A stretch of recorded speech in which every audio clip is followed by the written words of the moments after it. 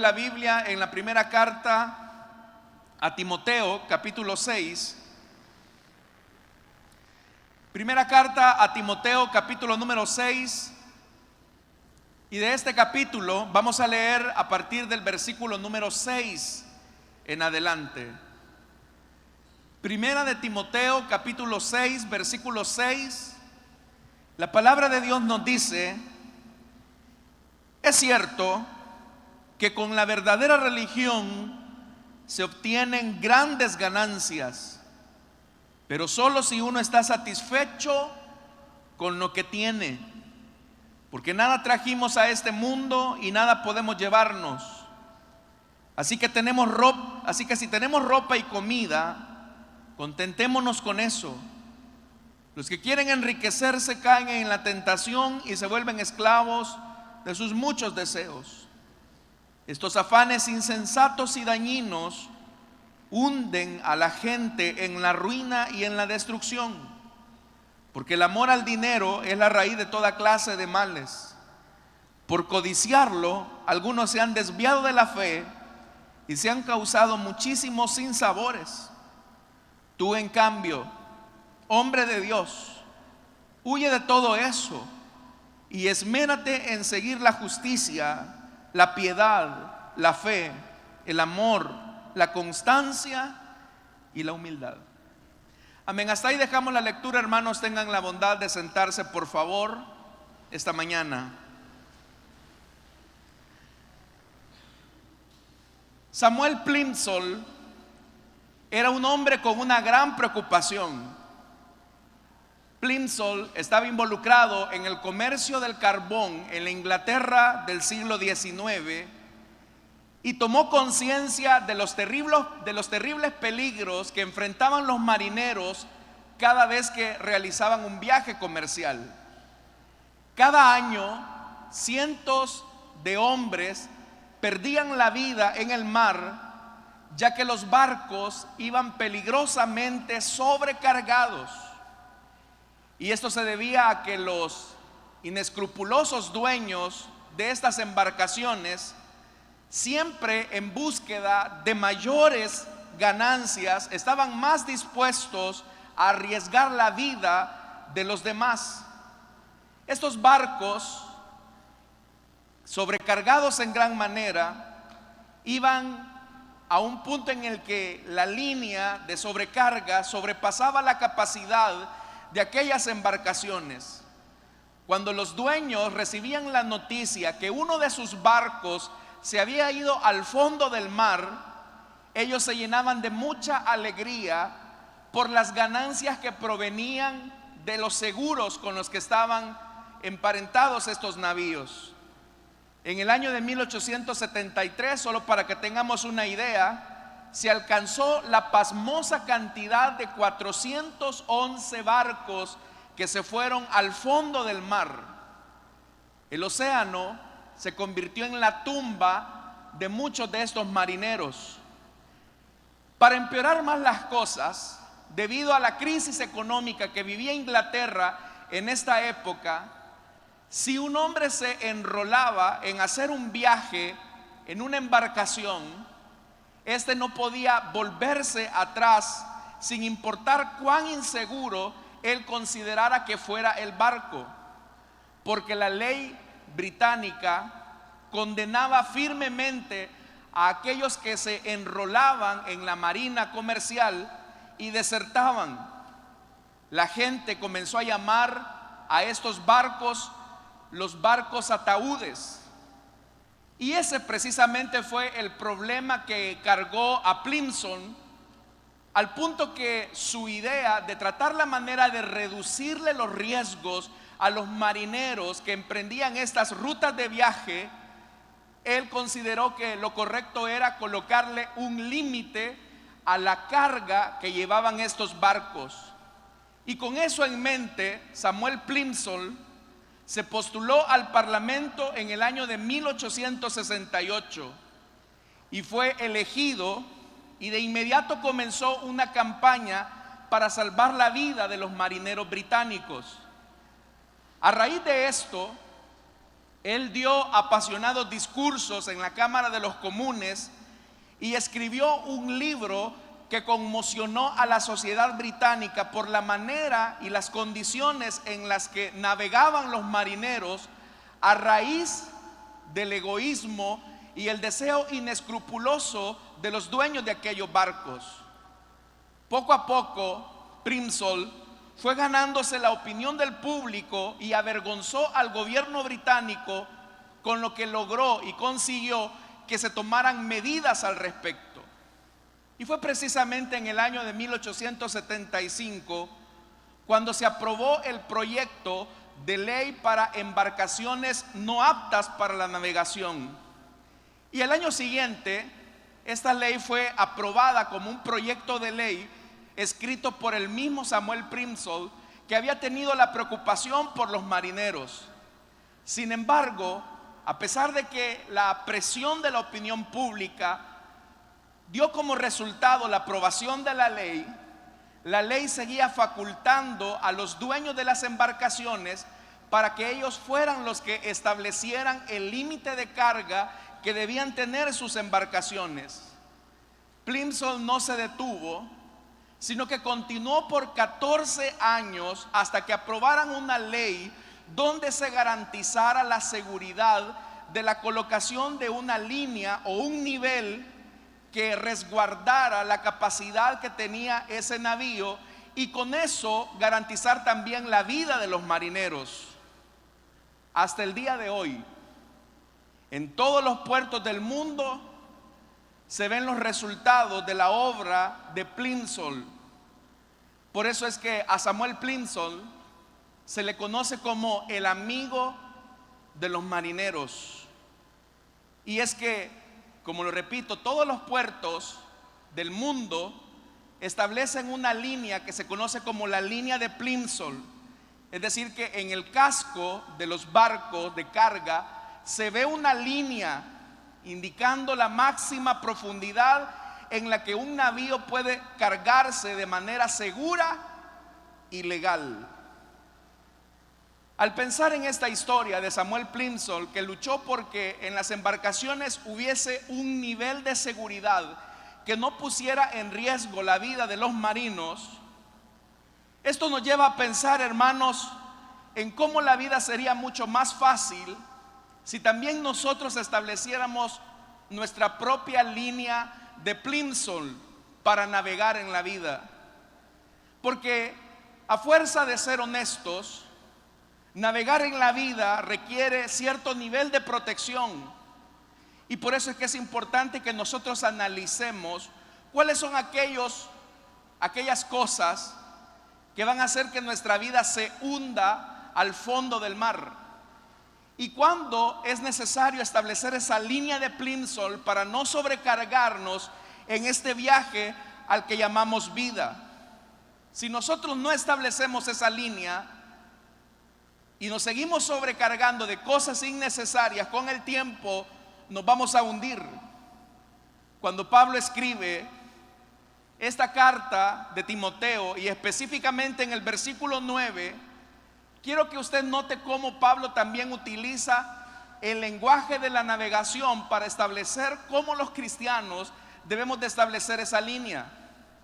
En el versículo 9 dice, hablando acerca de las codicias necias y dañosas, y oiga esto, que hunden a los hombres en destrucción y perdición. Oiga eso, codicias necias y dañosas que hunden a los hombres en destrucción y perdición. Pablo está utilizando el lenguaje de navegación para establecer que hay ciertas cosas con las que vamos navegando que con el correr del tiempo harán que nuestra embarcación, como el Titanic, se vaya al fondo del mar. Así como Samuel Plimsoll reconoció la necesidad, estimados hermanos y hermanas, de establecer una línea de límite de carga para evitar que los barcos se sobrecargaran y con esto arriesgaran la vida de sus ocupantes, así también nosotros necesitamos establecer nuestra propia línea de carga. Si nosotros sobrepasamos el límite de esa carga, estamos condenados a hundirnos. Y la razón de esto, Jesús lo estableció. Él dice, hermanos y hermanas, que nosotros no podemos servir a dos señores. No podemos amar y servir a Dios al mismo tiempo que el dinero. Cualquiera podría pensar que el tema del dinero es un tema quizás no tan espiritual. Pero si usted se pone a reflexionar por un momento en el ministerio del Señor Jesús y sus enseñanzas, se va a dar cuenta que la mayor parte de las enseñanzas que Jesús contó estaban vinculadas con el tema del dinero. Jesús habló más del dinero que del cielo. Jesús habló más de la codicia que del infierno. Por eso, hermanos y hermanas, es importante que nosotros establezcamos cuáles son los límites de carga. Porque este mundo está construido sobre la base de un materialismo que está hundiendo la vida espiritual de muchos creyentes. El materialismo está hundiendo la vida familiar de muchos hogares. El materialismo está hundiendo también los valores fundamentales de la fe cristiana. Entonces, hermanos y hermanas, debemos de establecer una línea de límite de carga, porque nosotros no podemos rechazar el hecho de que tenemos que relacionarnos con los bienes materiales de esta vida o con el dinero. Pero ¿cuál es el límite que como cristianos debemos de trazar y no sobrecargarnos de manera excesiva al punto que nuestra vida familiar, nuestra vida espiritual, nuestros valores se vayan al fondo del océano? ¿Cómo podemos hacer eso? En primer lugar, quiero decirles que para nosotros solo Jesús es nuestro Señor. ¿Cuántos creemos esta verdad? Para nosotros Jesús es nuestro Señor y nuestro Salvador. ¿Es eso así? Porque el mundo lo que dice es que el dinero es su Dios, es su Señor. Y por eso, como el mundo establece que la felicidad, el gozo se encuentra en tener dinero, los cristianos vamos a tener que chocar contra esa corriente, porque para nosotros solo Jesús es el Señor y el Salvador de nuestras vidas. Es cierto, hermanos, que con el dinero nosotros podemos comprar entretenimiento, pero no podremos comprar gozo. Es verdad que con el dinero podemos ir a la farmacia y comprar pastillas que nos produzcan sueño, pero el dinero no nos podrá dar la paz. Es verdad que el dinero va a traer a muchos conocidos, pero muy pocos serán nuestros verdaderos amigos. Es verdad que el dinero puede generar la admiración y la envidia de los demás, pero nunca el dinero va a poder producir un amor auténtico. Es verdad que con el dinero nosotros podemos comprar los mejores servicios médicos, pero el dinero jamás podrá comprar la salud. Es bueno, hermanos y hermanas, tener las cosas que el dinero puede comprar, siempre y cuando no perdamos de vista las cosas que el dinero no puede comprar. Nosotros debemos de entender que todos los recursos que el Señor nos da son para nuestra bendición, pero de esos recursos nosotros no podemos hacer nuestros ídolos. Por eso es importante que nos hagamos esta pregunta, porque uno podría decir que el problema del dinero lo tiene la gente acaudalada o millonaria, pero no es cierto. No solamente los ricos y los millonarios, los que viven en Beverly Hills, en Estados Unidos, tienen problemas con el dinero. También lo tienen aquellos que quizás solamente tienen un par de dólares en su bolsa. Tienen problemas con el dinero. Hagámonos las siguientes preguntas. ¿Cuánto dinero necesita usted para sentirse satisfecho. Si a usted le hicieran la pregunta, hermano, ¿y usted cuánto dinero necesita para sentirse satisfecho? Tal vez el que piensa que tiene el salario mínimo diría: yo si tuviera unos 500 o 700 dólares, yo con eso estaría satisfecho. Pero el que dice que tiene 700 dólares dirá: yo si ganara $1000, con eso estaría satisfecho. Y tal vez el que gana 1000 diría: yo si tuviera $2000, con eso estaría satisfecho. Pero ¿cuál es la medida de la satisfacción? ¿Cuánto tiempo extra de nuestra vida podemos sacrificar por obtener más dinero? ¿Cuánto tiempo de nuestra familia podríamos sacrificar para sentirnos satisfechos? ¿Cuánto es suficiente para usted? Porque el valor de necesidad es relativo para cada quien. Pero a pesar de que esas preguntas son totalmente legítimas, son preguntas necesarias para un seguidor de Cristo, alguien que quiere vivir su fe auténticamente.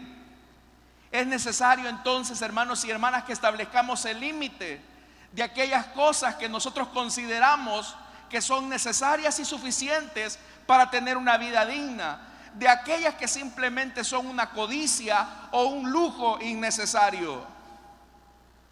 Debemos de recordar esto, amados hermanos y hermanas, y es que en la Biblia la codicia y la avaricia son idolatría. El escritor a los Efesios y el escritor a Colosenses dice que la codicia y la avaricia son idolatría. Se cuenta una historia de un hombre un padre de familia que vivía quejándose y decía cosas como: es que si yo tuviera esta casa, es que si yo tuviera este salario, es que si yo tuviera este vehículo, es que si viviéramos en otra parte. Y su niña más pequeña alcanzó a escuchar las quejas de su padre. En un momento, en el tiempo de la cena, aquella niña inocente dijo: hey familia, yo sé lo que le gusta a todos los miembros de nuestra familia. Yo sé lo que les gusta a mamá, a papá y a mis hermanos. A Carlitos, mi hermano, le gustan las hamburguesas. A Claudia le encanta el sorbete. Y a Jimmy le fascina la pizza. A mi mamá le gusta el pollo. Y el padre, esperando su turno a ver qué era lo que decía aquella niña, le dijo: bueno, hija, ¿y a papá qué es lo que le gusta? ¿Qué dices acerca de mí? ¿Qué le gusta a papá? Y con aquella inocencia y un poco de picardía, la niña dijo una gran verdad: papi, a diferencia de mi mamá y de mis hermanos, a ti te gusta todo lo que no tenemos. A ti te gusta todo lo que no tenemos. ¿Sabe cuándo nosotros comenzamos a sobrepasar el nivel de nuestra capacidad? Cuando nuestro corazón se comienza a llenar de codicia por aquellas cosas que no tenemos. Y el problema de la codicia es que poco a poco va derribando y ahogando nuestra fe. Vea lo que dice ese versículo 10 que acabamos de leer esta mañana: porque raíz de todos los males es el amor al dinero, el cual codiciaron algunos y se extraviaron de la fe. Oiga que Pablo no está diciendo que el dinero sea malo. Pablo está diciendo que el amor al dinero generó en nosotros una codicia. ¿Sabe que cuando un barco sale de un puerto en dirección a otro, es vital mantener el curso de navegación? Y para eso es importante tener un instrumento llamado brújula. La brújula, hermanos y hermanas, es determinante para mantener el curso de navegación. Y Pablo está diciendo acá, siempre utilizando el lenguaje de la navegación, que la fe es nuestra brújula. La palabra aquí fe debe de entenderse como una vida de dependencia acerca de quién es Dios. Cuando en nosotros existe la codicia, es porque comenzamos a depender más de las cosas que tenemos del Dios que nos las provee. Por eso, hermanos y hermanas, el Señor Jesús vio la codicia como un enemigo mortal del alma y su advertencia fue directa: estad atentos y guardaos de toda forma de avaricia, porque aun cuando alguien tenga en abundancia, existe la posibilidad que alguien tenga en abundancia, dijo Jesús, su vida no consiste en los bienes que posee. El sentido de la vida no está en cuántos ceros hay en su cuenta bancaria. El sentido de la vida no está en los bienes que poseamos, porque la vida no se basa en las posesiones. Solamente Dios es la fuente de la vida. La verdadera vida solamente se encuentra en Dios. El sentido de nuestro gozo, el sentido de la felicidad se encuentra en que somos conocidos de Él y que Él nos conoce a nosotros. Hay gente que dice: yo sería feliz si le pegara al gordo, dicen. No a su esposo, sino que a la lotería. Yo sería feliz si tuviera una casa a la orilla del mar. Yo sería feliz si tuviera más dinero. Yo sería feliz si tuviera tal o cual cosa. El sentido de la vida no está en los bienes que poseamos, dijo Jesús. Pero cuando la codicia entra en nuestro corazón, es como que dejemos a un lado la brújula de navegación y comencemos a navegar tras nuestros propios deseos, al estilo de barcos piratas, tras un tesoro escondido que nunca se encuentra y que hace naufragar cualquier embarcación. Amados hermanos, en el deseo que muchas personas tienen de querer poseer más cosas, hay muchos que pierden a sus familias. En el deseo de querer tener más cosas, hay mucha gente que pierde su salud. ¿Sabe que hay gente que para obtener y obtener dinero nunca descansan, trabajan y trabajan y trabajan hasta los días domingos? Y es verdad que pueden tener quizás un poco más de dinero, pero en su intento de buscar un poco más de dinero, llegan a sacrificar a sus familias, llegan a sacrificar su salud. Pero también hay personas que en su afán de querer tener más dinero, sacrifican su comunión con Dios. Porque raíz de todos los males, dijo el escritor, es el amor al dinero. Que algunos codiciaron, dice, y se extraviaron de la fe. Hermanos, hay gente que no viene a la iglesia porque en su afán de querer acumular y acumular y acumular más riquezas, no se dan cuenta que están naufragando en la codicia de sus corazones. Y esto, hermanos, no es solamente una cuestión de gente que tenga posibilidades, porque muchos de nosotros, con nuestro nivel de tacañería o egoísmo, expresamos nuestra devoción al Dios dinero. Hay personas que son buenas para vivir una vida esclavizada a la codicia de sus corazones, y son como la historia de esta niña que le dijo: tú eres o tú quieres todo aquello que no tenemos. Pero sabe que cuando ponemos nuestra mirada en aquellas cosas que no tenemos, perdemos de vista aquellas cosas que Dios ya nos dio. Hermanos y hermanas, Debemos de tener entonces un sentido de gratitud para no naufragar en la codicia. Entonces, ¿cuál es el antídoto para no sobrecargarnos con deudas que no podemos pagar? Adquiriendo tarjetas de crédito que las topamos y solamente vamos con el pago mínimo. ¿Cómo podemos, hermanos y hermanas, tener una vida en el que el dinero no sea lo primero que pensemos y lo último con lo que nos vamos a la cama? ¿Cómo hacemos entonces que la codicia no nos lleve al fondo del mar, como dice el apóstol Pablo escribiendo esta carta? Debemos de establecer un límite, una línea de sobrecarga que nos diga: ok, necesitamos dinero, necesitamos recursos, pero mi vida no debe de girar alrededor del dinero. Entonces, ¿qué necesitamos?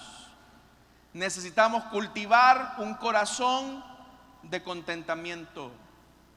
Oiga lo que le estoy diciendo. No le estoy diciendo cultivar un corazón contento, sino que le estoy diciendo cultivar un corazón de contentamiento. La forma en cómo usted y yo manejamos el dinero, aunque usted no lo crea, revela nuestra espiritualidad y nuestra piedad y nuestra madurez cristiana. En primer lugar, quiero decirle esto: el contentamiento, según la Biblia, no es conformismo. Si usted tiene la posibilidad de graduarse de bachiller, aspire a una carrera universitaria. Si usted es licenciado en cualquier rama, aspire a una maestría. Si usted ya tiene una maestría, aspire a un doctorado. Si usted tiene, hermanos y hermanas, un pequeño emprendimiento, aspire a poder crecer. No hay nada de malo en que usted anhele un crecimiento y un bienestar para su casa y su familia. Pero en el intento de crecer, tenemos que generar un corazón de contentamiento. ¿Y cómo puedo saber yo si tengo o no tengo cultivado un corazón de contentamiento? ¿Qué es el contentamiento? Porque no estoy diciendo de ser contento. Una cosa es ser contento, un corazón contento, y otra cosa es tener un corazón de contentamiento. El contentamiento, hermanos, es descansar plenamente en Dios y hacer de mi relación con Él mi verdadero deleite. ¿Quién es una persona que tiene contentamiento? Aquel que se deleita en Dios. Aquel que sabe que su vida no gira alrededor de su empleo, ni de su negocio, ni del dinero que posee. Hay gente que cuando no tiene dinero pasa amargado, pasa estresado. Hay gente que cuando tiene dinero en su bolsa anda contento. Pero el dinero no debe de establecer, hermanos y hermanas, nuestro estado de humor. Para el cristiano, nuestro deleite no está en los bienes que poseamos. Para el cristiano, nuestro deleite es estar al lado de nuestro Dios, en su presencia, disfrutar de su misericordia. Porque nosotros sabemos que el trabajo, el negocio, la profesión, lo que usted quiera, son solo los medios que Dios utiliza para bendecirnos. Pero quien está detrás de ese negocio, quien está detrás de ese trabajo, quien está detrás de esa profesión, es el Señor que sostiene el mundo en sus manos. Él es el que verdaderamente nos alimenta y pone el pan sobre nuestra mesa. Entonces dependemos del Señor. Dependemos del Señor. Nuestro deleite debe de estar en Él. Por eso es que dice el versículo 6: gran ganancia. Gran ganancia es la piedad acompañada de contentamiento. Porque el contentamiento no se trata acerca de nuestra autosuficiencia, sino de la suficiencia que tenemos en Cristo. El contentamiento no es resignación, sino satisfacción en Jesús. El contentamiento no es caer en una rueda ambiciosa por tratar la manera de deleitarme a mí mismo, sino deleitar a Cristo, quien fue quien me bendijo. El contentamiento, hermanos, no es una vida de conformismo. Ya le dije, si usted puede aspirar a más, hágalo. El contentamiento no es una vida de conformismo. El contentamiento es aprender a tener en abundancia y a vivir también en escasez, porque las dos cosas son aprendidas. Por eso, cuando nosotros tenemos una perspectiva adecuada de la eternidad, nosotros entendemos que el contentamiento, tener un corazón con contentamiento, es que nuestra vida descansa en Dios. Vea lo que dice el versículo número 7, que aunque nosotros lo sabemos, lo olvidamos. Vea lo que dice: porque nada hemos traído al mundo. Nada hemos traído al mundo. ¿Cuántos lo saben? Y vea lo que dice el verso 7: nada podemos sacar de él. Oiga lo que Pablo está diciendo: nada trajimos y nada nos vamos a llevar. Entonces, ¿cuál es el sentido de la vida? El sentido de la vida no está en las cosas que poseamos, sino que el sentido de nuestra vida está en que tengamos contentamiento, que hemos conocido a nuestro Creador, que Él se ha revelado a nuestra vida, que el sentido de nuestra existencia descansa en Él. El problema es que las cosas materiales parecen tan reales y la eternidad parece algo tan irreal para muchos cristianos, que su codicia y su avaricia los hunde al profundo del mar, a lo profundo del mar. Por eso, ¿en qué pone usted su mirada?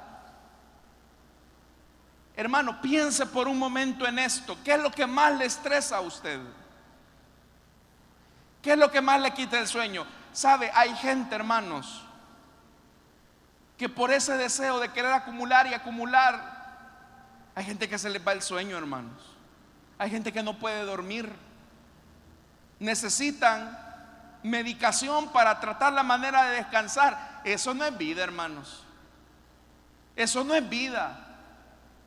Pero el cristiano que tiene su contentamiento en el Señor, si esta noche comió su último plato de comida, puede ser que exista cierta preocupación normal y natural, pero sabe que su Dios es un Padre bondadoso que no se olvida de sus hijos y que Él tratará la manera de sacar adelante a su pueblo. ¿Descansa usted en esa verdad, hermano y hermana? ¿Cuántos descansan en esa verdad? El Señor dice: yo soy tu sustentador. Él nos sostiene. Él nos sostiene. Hermanos, por eso no hagamos raíces en esta tierra. En una ocasión recuerdo leer una historia de un hombre en la década de los 90. Es un libro viejo. Él decía que había comprado un gran televisor, era de aquellos grandes televisores, y le tomó algo así como 5 años poderlo pagar. Pero en el 4.º año de pago él murió. Pero antes de morir él dijo: por favor, entiérrenme con la televisión. Hay gente que sería capaz de pedir que lo enterraran con su carro, con su casa. Pero entiéndalo: nada trajimos a este mundo y nada nos vamos a llevar. Lo único que valdrá la pena es que hayamos conocido al Dios de la vida, que es el que nos sustenta. Eso es lo que valdrá la pena. Entonces, el dinero es un gran recurso, pero si el dinero es la meta en nuestra vida, es una meta terriblemente inadecuada. Y quiero decirle algo: si su meta es tener dinero, es una meta terriblemente peligrosa. Si usted tiene dinero en su bolsa, dele gloria a Dios. Y si solo anda lo del pasaje en su bolsa, también dele gloria a Dios. Porque nosotros no dependemos del dinero que poseemos, sino que dependemos de la mano de Dios, que es el que nos sustenta. Dicen amén, iglesia. Por eso termino con lo que dice el versículo 11. Si el mundo anda desenfrenado tras el dinero, vea lo que dice el verso 11: mas tú, oh hombre de Dios, huye de estas cosas, huye de la codicia, huye de la avaricia.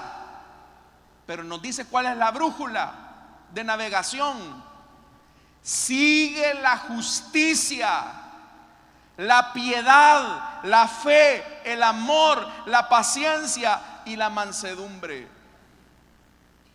No sigas la codicia de los hombres, sigue los valores que son eternos en Dios. Porque, hermano, le aseguro algo: su título se le va a hacer amarillo, pero el título de ser hijo de Dios es eterno. Su dinero se lo pueden quitar, bueno, hasta la pensión le pueden quitar. Algunos ya se las quitaron y otros se la autoquitaron, como sea el caso. Pero lo único eterno es el amor, la esperanza. Lo eterno es lo que hemos cultivado en la cuenta bancaria del reino de los cielos.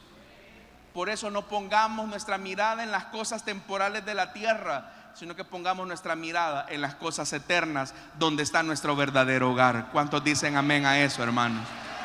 Allá está nuestro tesoro. Pero para llegar a esa convicción, necesitamos tener al Dios de la vida en nuestro corazón. Vamos a cerrar nuestros ojos y vamos a orar. Teniendo nuestros ojos cerrados y nuestro rostro inclinado, rápidamente deseo hacer una invitación para aquellas personas que desean entregarle su vida a Cristo o que desean reconciliarse. El sentido de la vida no se encuentra en la acumulación de bienes, en el dinero que poseamos. El sentido de la vida está en el Señor, en haberlo conocido a Él. Si usted vive insatisfecho, muy insatisfecho por lo que no tiene, y no agradece por las cosas que ya tiene, es porque seguramente su Dios es el dinero. Pero esta mañana puede usted venir a Cristo, aceptarle como su Señor y su Salvador, o reconciliarse. Si hubiese alguien que desea entregarle su vida a Cristo o desea reconciliarse, póngase en pie, vamos a orar por usted. ¿Habrá alguien que desea entregarle su vida a Cristo? No puedo alargar mucho este llamado porque el tiempo se nos ha ido. ¿Habrá alguien que desea entregarle su vida a Cristo o que desea reconciliarse? Póngase en pie. Tal vez usted ha ido en la corriente de la vida, codiciando lo que no tiene, y con eso ha puesto en riesgo a su familia, ha puesto en riesgo a sus hijos, ha puesto en riesgo su misma salud. Incluso quizás por el deseo de querer tener más, ha puesto más su confianza en sus recursos y ha perdido la fe en Dios. Pues esta es la mañana para ponerse a cuenta con Él. ¿Habrá alguien? Si no lo hay, hermanos, que Dios nos ayude a tener un corazón cultivado en el contentamiento. Saber que si tenemos a Dios, lo tenemos todo. Y si ahora estamos pasando una mala racha económicamente hablando, tranquilo. Esta no es nuestra casa, este no es nuestro hogar, el mundo no es nuestro hogar. Tenemos una eternidad al lado del Señor.